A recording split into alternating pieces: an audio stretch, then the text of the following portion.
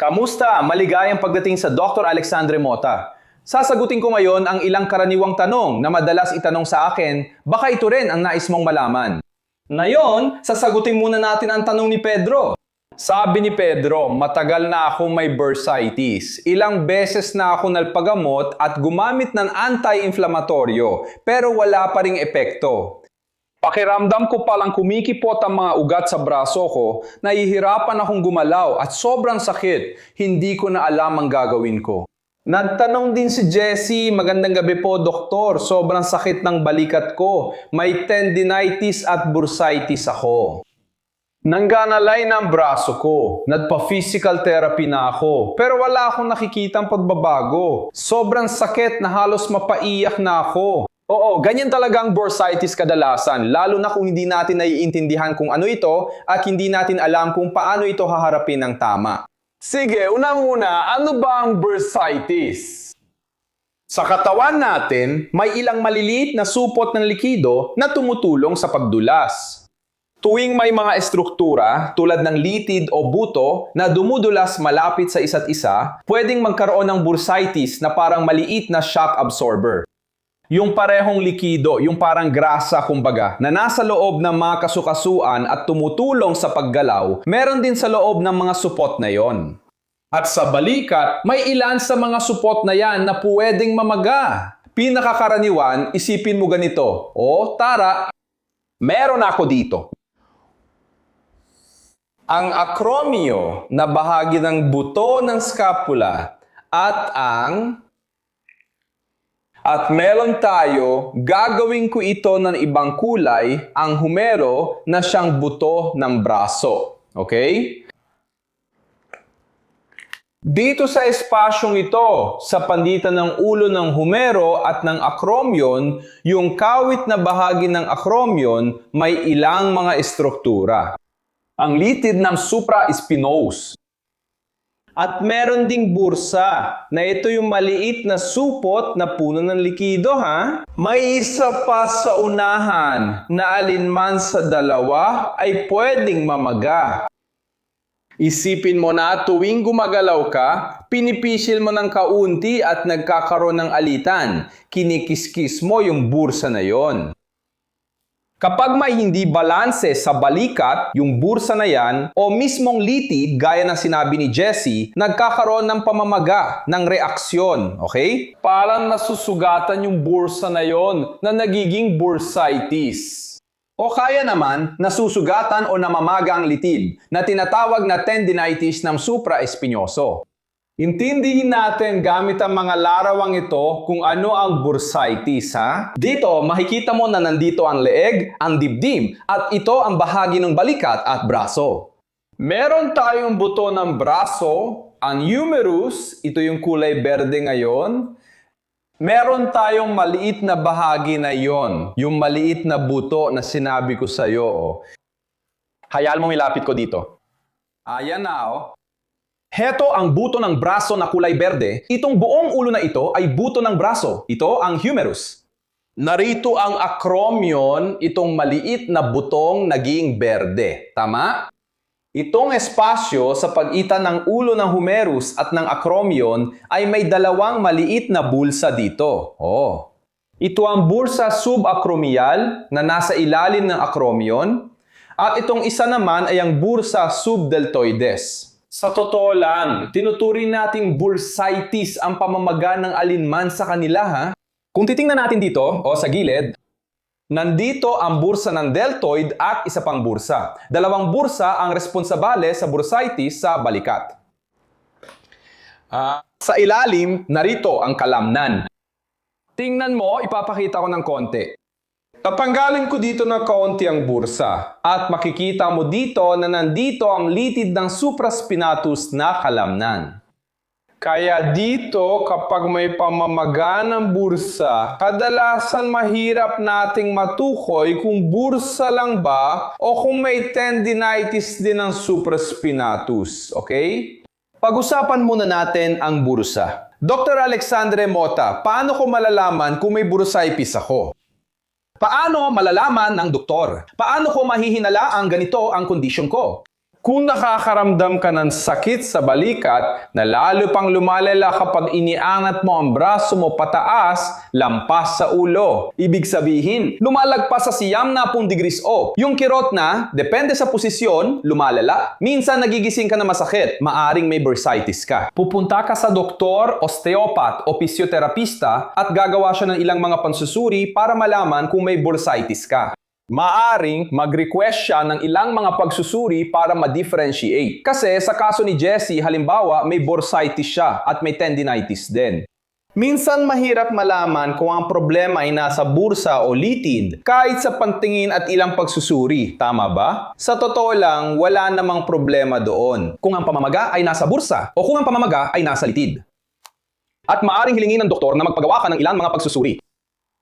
Kadalasan, maaari siyang mag-request ng ultrasound para makita kung ano ang kalagayan ng mga litid at mga bursa at ang pinakamagandang pagsusuri ay ang MRI.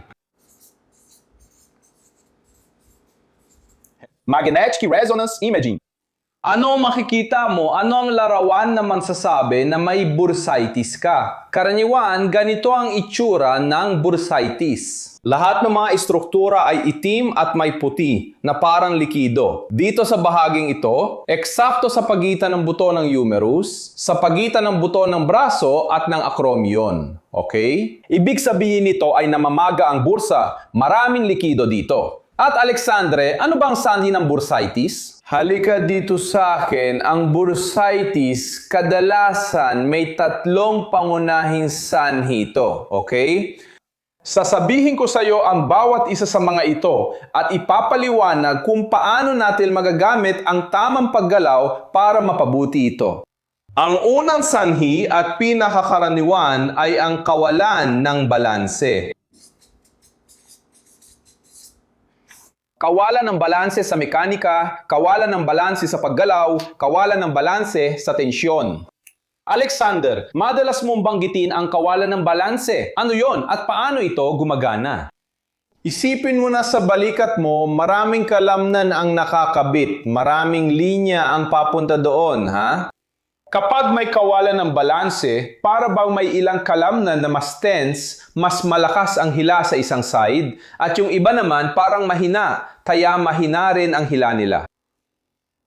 Pwede nating isipin na parang gulong ng kotse o gulong ng motor. Kapag ang gulong o ang gulong ng sasakyan ay hindi naka-align, ano ang nangyayari? Dahil sa galaw na kailangan niyang gawin, nagsisimula siyang mas mabilis mapudpod sa isang gilid o sa kabila, di ba? Ganon din sa balikat. Tuwing may ganitong hindi pagkaka-align, ganitong hindi balanse, may mga kalamnan na humihila ng mas malakas kaysa dapat at may iba namang humihila ng mas mahina kaysa dapat.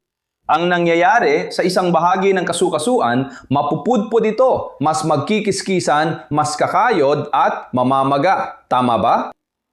Kapag pinag-uusapan ng balikat tulad ng bursitis halimbawa, pwedeng dahil sa hindi balanse, may kalamnan na mas malakas o mahina ang hila. Maaring magmula ito sa cervical spine, sa leeg, maaring magmula sa thoracic spine, maaring magmula sa mga tadyang, maaring magmula sa lumbar spine at sa balakang. Ang latissimus dorsi ay kalamnan mula doon hanggang braso at balikat, okay? Pero maaari rin itong manggaling sa mas malapit. Maaari may hindi pagkakapantay sa scapula, sa clavicle, o kahit mismo sa balikat.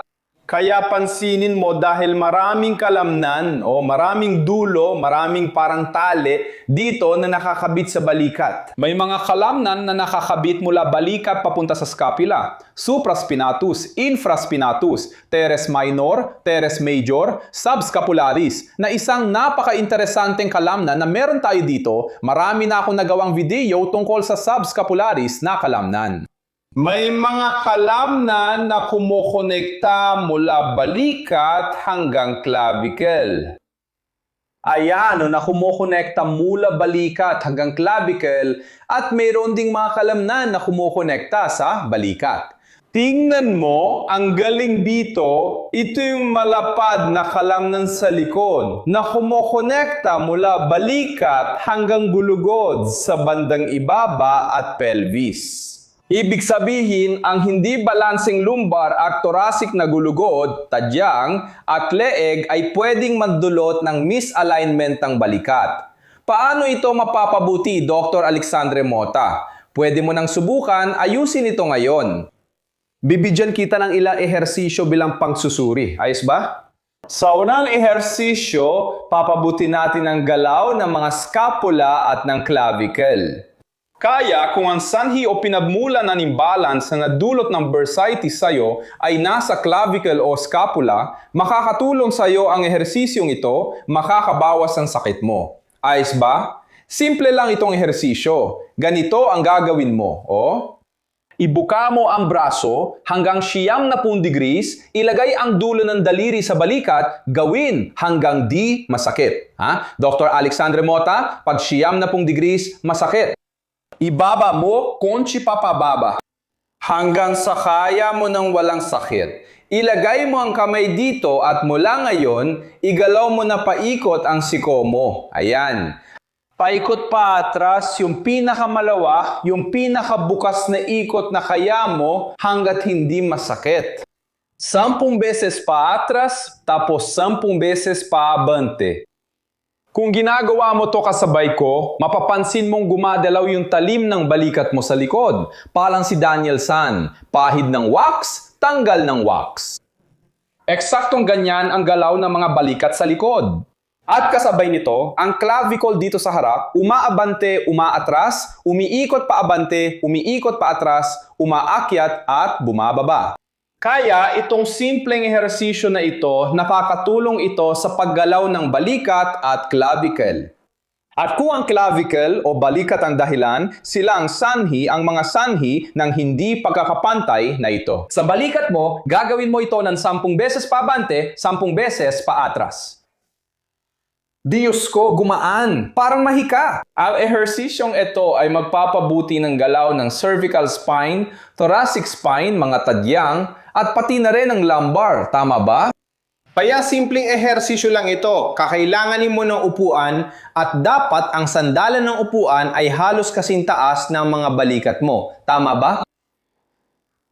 Uupo ka ng maayos ang balakang, ang puwitan mo ay nakadikit sa sandalan ng upuan at ang likod mo ay nakasandal at nakasuporta dikit na dikit sa sandalan. Hindi mo dapat iaangat ang ibaba ng likod mo at hindi ka aalis sa sandalan. Nakaayos ka na ng maayos sa upuan. Mula dito, ipadudtong mo ang mga dalere, ipulupot mo ang mga dalere, ilagay mo dito sa likod ng leeg, at pagdikitin mo ng kaunti, subukan mong ilapit ang mga siko sa harap.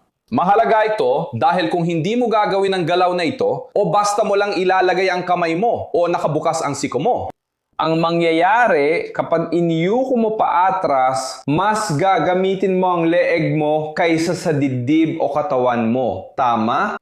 Bukod pa dyan, kapag pinantagni mo ang mga daliri mo, nakakatulong ang kamay na hilahin at bahagyang hatakin ang leeg mo na parang nadiinat ka.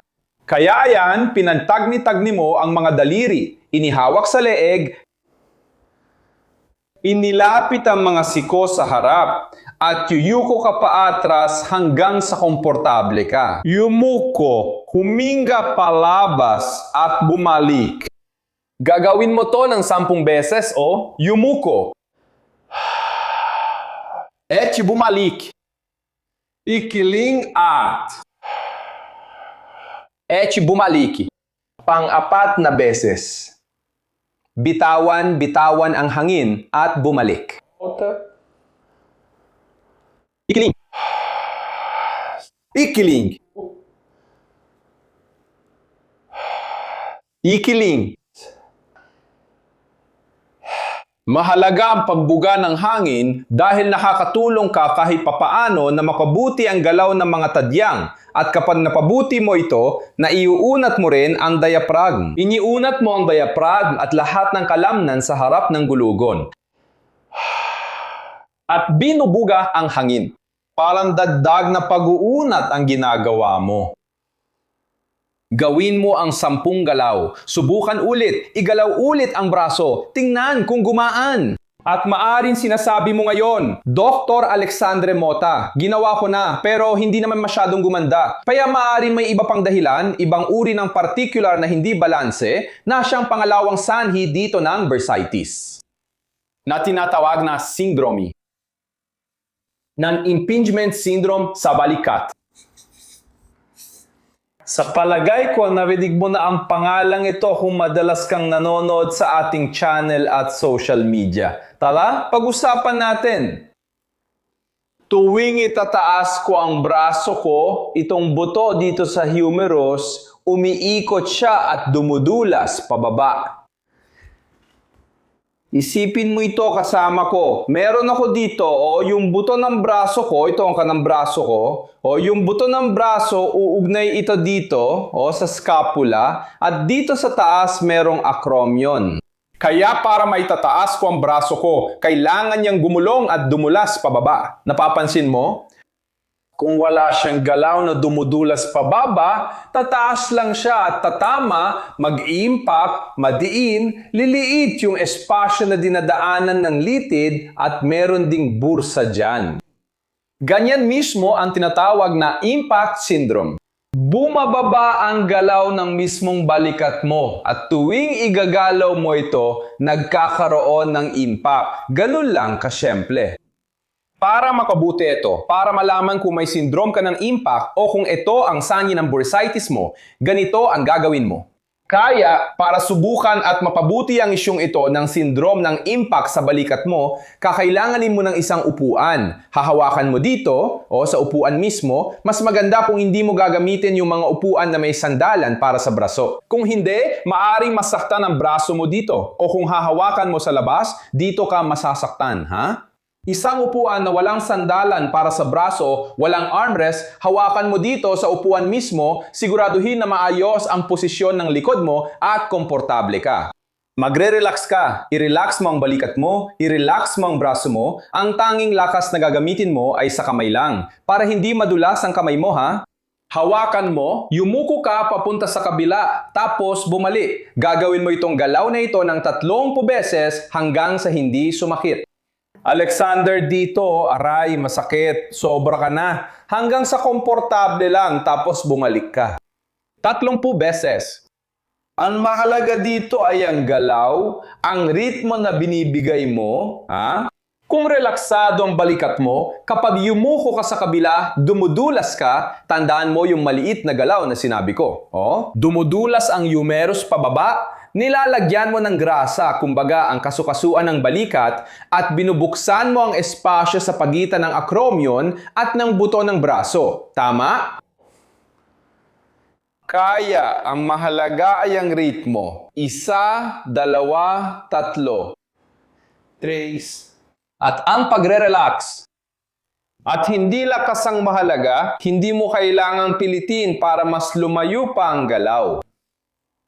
30 beses.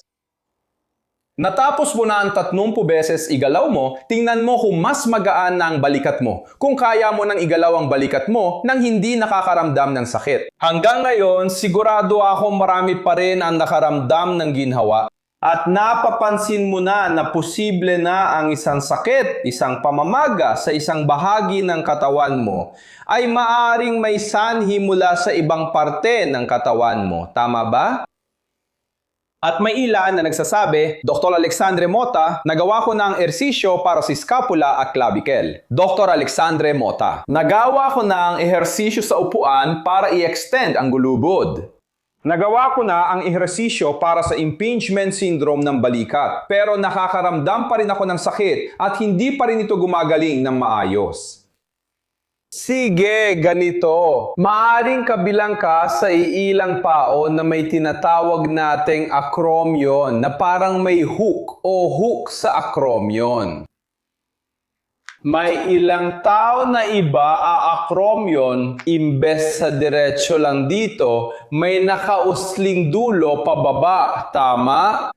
Ngayon, isipin mo, yung nakausling dulo na pababa, mas pinapadali nito, hindi sanhi pero pinapadali na lumiit yung espasyo at magdulot ng pagkiskis sa bursa o sa litid. Ibig sabihin, yung may ganitong anatomical variation, yung may kakaibang acromion, mas mataas ang posibilidad na magkaroon ng bursitis at tendinitis ng supraspinatus. Hindi ko sinasabing ang may hook-shaped acromion ay kailangan matutong mabuhay na may sakit. Hindi natin kailanman dapat matutong mabuhay na may sakit. Tama ba? Lagi natin kailangang mas maintindihan. O yung problema sa loob ng panipi na nararamdaman natin na siyang nadudulot ng sakit. O mas maintindihan ng ating katawan para tayo ay makapagpagaling, makaiwas, o matanggal ang isang sakit. Alexandre, mayroon akong hook-shaped acromion. Nagpa-exam na ako, x-ray, ultrasound, pati MRI. At lumabas na, sinabi na rin ng doktor sa akin. Ano ang pwede kong gawin? Lahat ng mga ehersisyo na itinuro namin dito ngayon ay makakatulong sa'yo. Kailangan mong doblehin ang pag-iingat mo para laging maganda ang galaw mo. Sa clavicle, sa mga scapula, sa cervical spine, thoracic spine, sa dibdib, sa mga tadyang, sa lumbar at sa pelvis. Ang maayos na ginabayang pisikal na aktibidad ay malaking tulong para maiwasan ang pananakit ng balikat kahit may hook-shaped na acromion. Maraming klase ng ehersisyo at paraan na pwede mong gawin para mapabuti ang kalagayan mo at makakatulong ito sa kaso mo dahil bawat katawan ay iba-iba. Sige, maghanap ka ng osteopata, siyang mag-assess ng buong katawan mo, iintindihin kung paano gumagana ang katawan mo at alamin kung ano ang mga nag-aambag sa problema. Higit pa ron, para sa bursitis sa kaso mo, siya ang magkukorek at magpapabuti ng galaw na yon, i-align niya ang balikat mo. Mapapanatili niyang malusog ang balikat mo at pwede ka pa niyang bigyan ng ehersisyong gagawin sa bahay. O lahat ng mga ehersisyo ay makakatulong sa'yo. Pero ito, sa kaso mo, ito ang pinakamaganda para sa'yo. Kailangan mong gawin ito araw-araw, 3 beses sa isang araw, o kailangan mong gawin ito 1 beses sa isang araw, o kailangan mong gawin ito bago. Halimbawa, kung guro ka, bago ka pumunta sa trabaho, magsulat sa pisara. Kasi madalas mong ginagawa yung galaw na may impact. Tama? Kailangan mong gawin ang ehersisyong ito bago at pagkatapos. Kaya ang mga gabay na ito ay makakatulong para hindi mo maramdaman ang sakit na yan, hindi ka magkaroon ng abusite o tendinitis, o kung magkaroon man, magiging magaan lang at makokontrol mo ito. At ngayon, isa pang tanong mula kay Jamie Shopman mula kay Jamie. Doktor, may gamot po ba para mabawasan ang sakit o pamamaga ng abusay? Ang braso ko po ay limitado ang galaw. Jamie, ganito, pisioterapista at osteopata ako, hindi ako gumagamit ng gamot sa trabaho. Karaniwan, sa kaso ng abusit, kahit alinman sa 3 dahilan na ito, ang gamot ay tumutulong para mabawasan ang pamamaga at mabawasan ang sakit. Ngayon, kailangan nating hanapin ang sanhi ng abusay. Ito ang pinakamahirap na bahagi. Pero ito rin ang nagbibigay ng pinakamatagal na resulta at gamutin ang sanhi na yon. Pero ang gamot ay nakakatulong mabawasan ang pamamaga. Tama ba? Kaya kung sa kaso mo, hindi umepekto ang mga anti-inflamatoryo at mga pampawala ng sakit, maraming tao ang umaabot pa sa pagpapa-iniksyon. Ibig sabihin, ini-iniksyon ng gamot direkta sa loob ng bursa o malapit sa bursa, hindi ito nakakatulong kasi hindi nito tinatama ang pinagmumulan ng problema. Naiintindihan mo? Sa akin, malinaw at luhikal ito. Kung uminom ka ng damot para mabawasan ang pamamaga at hindi nabawasan ang pamamaga, ibig sabihin hindi mo pa natutukoy ang sanhi. May iba pang nangyayari sa katawan mo, kadalasan ay hindi balanse ang galaw, hindi balanse ang tensyon, mechanical na disbalanse na siyang nadudulot o nakakatulong sa sakit na yan. At hanggat hindi mo na iayos, kumbaga, ang balikat mo, hindi ito maayos hindi gagana ang gamot. Naiintindihan mo? May isa pa akong bagay na sigurado akong baka may nagbanggit na rin dito sa mga komento. Alexander, gumagamit ba ako ng mainit na pomento? Gumagamit ba ako ng yelo? Ano bang dapat kong gamitin sa balikat ko? Tara na!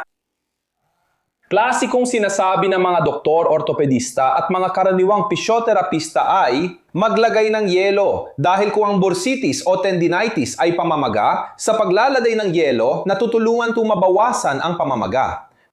May lohika yon. Ang inirerekomenda ko sa aking mga pasyente at ang inirerekomenda ko rin sa iyo na gawin. Subukan mo ang yelo at subukan mo din ang init kasi isipin mo ito kasama ko. Ang yelo ay nakakatulong magpababa ng pamamaga, parang anti-inflamatoryo. Kung sa kaso mo, ang pagbabawas lang ng pamamaga ay hindi nakakatulong, hindi rin makatitulong ang yelo. Bukod pa dyan, ang yelo ay nakakatulong magpakipot ng mga kalamnan. Kung may kahit anong hindi balanse o hindi pagkaka-align sa balikat mo, kung may problema ka sa impingement syndrome, ang yelo ay mampapahigpit at lalo pang mampapalala ng hindi pagkakabalanse na yan. Ganito kasi, sabi ng doktor o pisyoterapista na magyelo ako, pero tuwing tinatanggal ko ang yelo at babalik sa gawain, sobrang sakit pa rin. Kung ganito ang sitwasyon, hindi ka dapat gumamit ng yelo.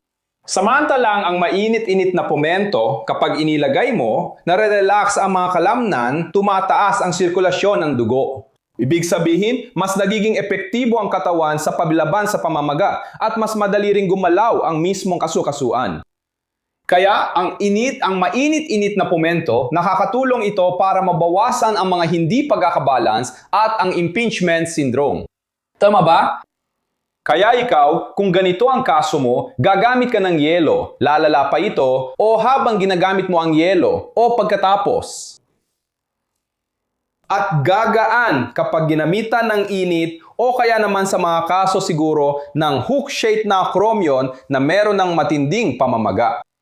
Sa mga ganitong kaso, kung saan ang pamamaga ang pangunahing problema, ang yelo ang mas makakatulong. Kaya, subukan mo muna ang yelo. Kung hindi gumana o lumala, gamitin mo ang init. Kung gumaan at parang lumuwag ang balikat mo o kaya naman baliktad, ginamit mo ang init, ang ibon. Maria, para ang buong braso ko ay kumikirot. Hindi komportable. Nilagyan ko ng yelo. Ang gaan ng pakiramdam.